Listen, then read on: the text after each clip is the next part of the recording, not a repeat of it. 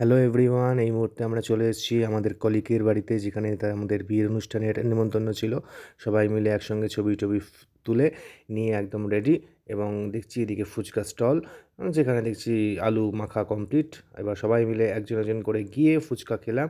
এদিকে শামীমদা, অভিজিৎদা একসঙ্গে দেখি সব ফুচকা খেতে বসেছে। এদিকে আমি টুক করে গিয়ে দেখে এলাম যে কোথায় কী রান্না বান্না হচ্ছে।